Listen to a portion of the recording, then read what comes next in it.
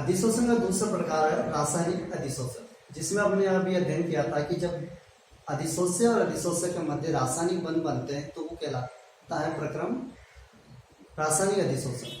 तो रासायनिक अधिशोषण को हम रसा अवशोषण भी कहते हैं। इसके अलावा हम इसको लेग्यूमर अधिशोषण भी कहते हैं या लेग्म्यूल अधिशोषण।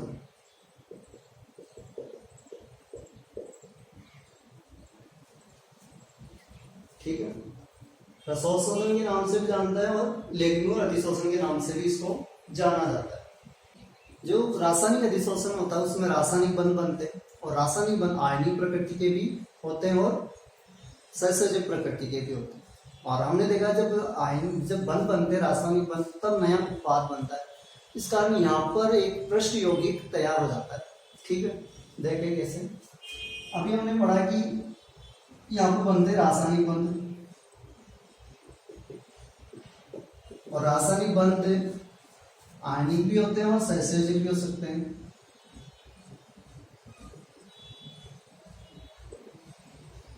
आयनिक या सहसंयोजक प्रकृति के हो सकते हैं। और यहाँ पर जब ये बंध बन जाते हैं तो क्या बनाते हैं, उत्पाद बनाते हैं और वो उत्पाद कहलाता है पृष्ठ यौगिक। कैसे, जैसे हमने देखा कि जिंक है, जिंक पर कौन सी गैस अधिशोषित हो रही है, ऑक्सीजन गैस अधिशोषित हो रही है। तो ऑक्सीजन गैस जिंक के साथ क्या बना लेती है, बंध बना लेती है, रासायनिक बंध बना लेती है। ठीक है, यानी आयनिक बंध बनेगा। यहाँ पर ऑक्सीजन और जिंक के मध्य आयनिक बंध बन जाएगा। आयनिक बंध बनते ही यहाँ पर जिंक ऑक्साइड प्राप्त हो जाएगा। ठीक है, यहाँ पे जिंक ऑक्साइड प्राप्त हो गया। अब जो जिंक ऑक्साइड है वो एक नया उत्पाद है और ये पृष्ठ उत्पाद कहलाता है, जो पृष्ठ पर तैयार होता है, पृष्ठ यौगिक। ये क्या कहला रहा है, पृष्ठ यौगिक कहलाता है। तो रासायनिक अधिशोषण में क्या होता है, रासायनिक बंध बनते हैं, वो आयनिक भी हो सकते हैं या सहसंयोजक भी हो सकते हैं। तो जब आयनिक या सहसंयोजक बंध बनते हैं तो एक यौगिक या उत्पाद तैयार होता है, उसको कहलाते हैं पृष्ठ यौगिक। ठीक है, एक बिल्कुल नया पदार्थ बन जाता है यहाँ पर। या दूसरा देखो आगे हम पढ़े कि क्या रासायनिक अधिशोषण होता है वो विशिष्ट प्रकृति के होते हैं या नहीं होते।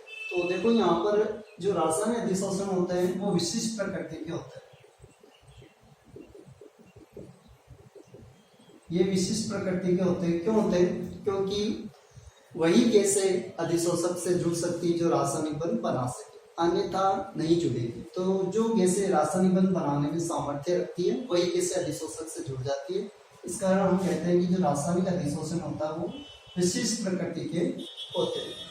ठीक है, दूसरा हम अगर देखें कौन सी गैसें ज्यादा अधिशोषित होगी, ज्यादा अधिशोषित कौन सी होगी,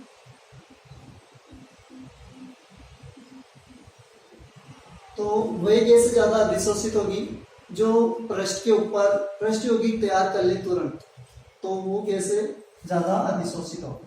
तो पृष्ठ यौगिक निर्माण करने वाली गैसें क्या करती है, ज्यादा अधिशोषित होती है। फिर बात करें अगला कि ताप की बात करें कि यहाँ पर ताप कितना चाहिए। देखो यहाँ पर ताप अधिक चाहिए होता है। क्यों चाहिए, अगर ताप कम होगा तो सक्रियण ऊर्जा क्या कर देती है, अधिशोषण को घटा देती है। अगर ताप कम होगा तो सक्रियण ऊर्जा अधिशोषण को घटा देती है। इस कारण यहाँ पर चाहिए उच्च ताप। ठीक है, उच्च ताप की आवश्यकता पड़ती है। उच्च ताप होने के कारण सक्रियण ऊर्जा इसके अधिशोषण को बढ़ा देती है और क्या हो जाता है, तुरंत अधिशोषण हो जाता है। तो यहाँ पर ताप समानुपाती होंगे रासायनिक अधिशोषण।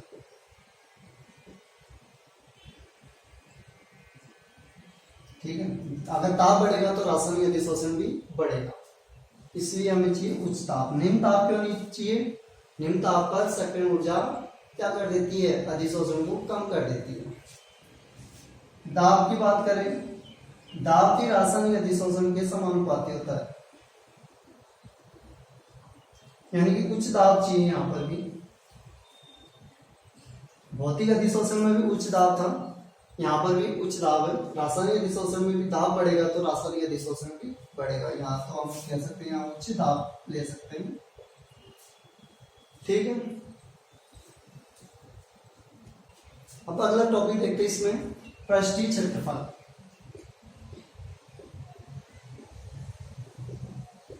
पृष्ठीय क्षेत्रफल क्या होना चाहिए?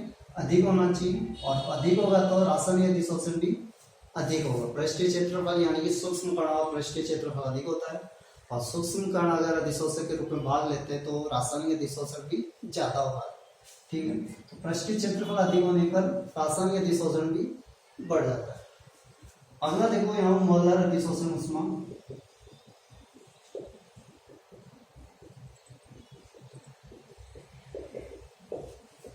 मोलर अधिशोषण ऊष्मा का मान यहाँ ज्यादा होता है।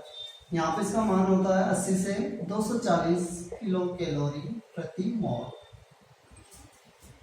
यानी कि भौतिक अधिशोषण से अधिक होता है यहाँ पर। क्यों? क्योंकि यहाँ रासायनिक बंध होते हैं जो प्रबल होते हैं, उनको तोड़ने के लिए या जुड़ने, जब रासायनिक बंध बनते हैं तो ज्यादा मात्रा में ऊर्जा बाहर निकलती है, तो यहाँ पर मोलर अधिशोषण ऊष्मा का मान अधिक है। अगला देखते हैं सक्रिय ऊर्जा।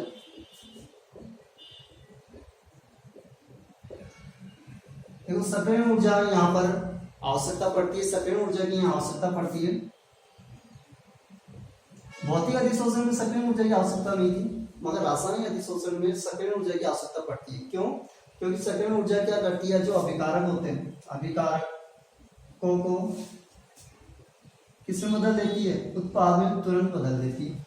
सक्रिय ऊर्जा क्या करती है? अभिकारकों को उत्पाद में बदलने में काम आती है। इस कारण रासायनिक अधिशोषण में सक्रिय ऊर्जा आवश्यकता पड़ती है। क्योंकि अभी हमने देखा था जिंक और ऑक्सीजन मिलकर उत्पाद बना जिंक ऑक्साइड, तो उत्पाद बनाने के लिए हमें सक्रिय ऊर्जा की आवश्यकता पड़ेगी। ठीक है, अगला देखते हैं हम अधिशोष्य का आकार, यानी कि अधिशोषक पर अधिशोष्य का आकार कैसा रहता है? पृष्ठ पर और आंतरिक सतह। यहाँ पर भिन्न भिन्न होता है, भिन्न भिन्न। अधिशोष्य का आकार पृष्ठ पर और आंतरिक सतह पर भिन्न भिन्न होगा। ठीक है, अगले गुण की चर्चा करते हैं कि प्रक्रम उत्क्रमणीय या अनुत्क्रमणीय। तो वो रासायनिक अधिशोषण होता है अनुत्क्रमणीय प्रक्रम वाला।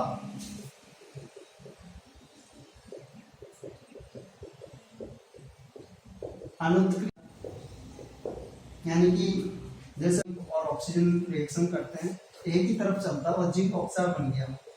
ठीक है, और जिंक ऑक्साइड क्या बन गया? उत्पाद बन गया। अब वापस से जिंक प्राप्त नहीं हो सकती और ऑक्सीजन प्राप्त नहीं हो सकती, यानी एक ही तरफ चलता है ये प्रक्रम, तो ये कहलाता है अनुत्क्रमणीय प्रक्रम। इसको दूसरे तरीके से भी अगर हम देखें, यानी कि यहाँ पर कह सकते हैं यहाँ पर विशोषण नहीं होता। अगर विशोषण हो तो क्या हो? देखो भौतिक अधिशोषण विशोषण के दौरान गैसें अलग हो जाती थी अधिशोषक से, मगर यहाँ पर गैसें अधिशोषक से अलग नहीं होती। ठीक है, तो देखो एक और उदाहरण हम इसको समझते हैं। हमने निकेल उत्प्रेरक लिया है, निकेल उत्प्रेरक पर दो गैसें आकर जुड़ेगी। हमने लिया ए और बी, दो गैसें, इनका अधिशोषण होता है। अधिशोषण होने से ये गैसें इन पर आकर जुड़ जाती है। तो इस प्रकार से ए और बी गैसें इनसे जुड़ गई, रासायनिक बंध बना लिया। अब देखो यहाँ पर क्या हो रहा है, ए और बी के मध्य भी रासायनिक बंध बन जाते हैं।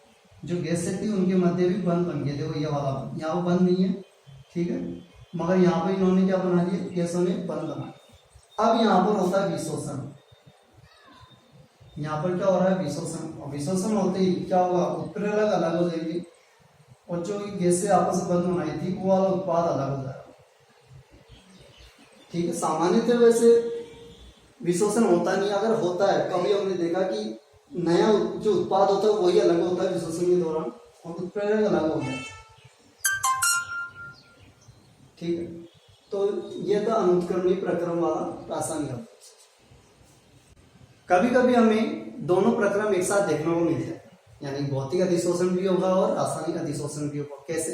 प्रारंभ में जब ताप कम होता है, यानी ताप क्या प्रारंभ में निम्न ताप है, प्रारंभ में ताप कम है, ताप कम है तो क्या होगा? हाइड्रोजन गैस माना यहाँ पर आके वान डेर वाल्स बल द्वारा जुड़ गई। ठीक है, तो ये अधिशोषण कहलाएगा भौतिक अधिशोषण। अब भौतिक अधिशोषण हो गया, मगर जैसे जैसे हम ताप बढ़ाते हैं, जैसे जैसे ताप बढ़ाते जाते हैं तो क्या होता है, ये यहाँ पर ये गैस क्या कर लेती है, रासायनिक बंध बना लेगी। अब जैसे रासायनिक बंध बनेगा तो अब ये प्रक्रम किसमें बदल गया, रासायनिक प्रक्रम में। तो इस प्रकार हम कह सकते हैं कि भौतिक और रासायनिक प्रक्रम साथ साथ होते हैं। निम्न ताप होगा तो भौतिक अधिशोषण होगा, जैसे ताप बढ़ता जाएगा तो वो रासायनिक प्रक्रम में बदल जाता है। ठीक है, और यहाँ पे हाइड्रोजन गैस अलग भी हो जाती है।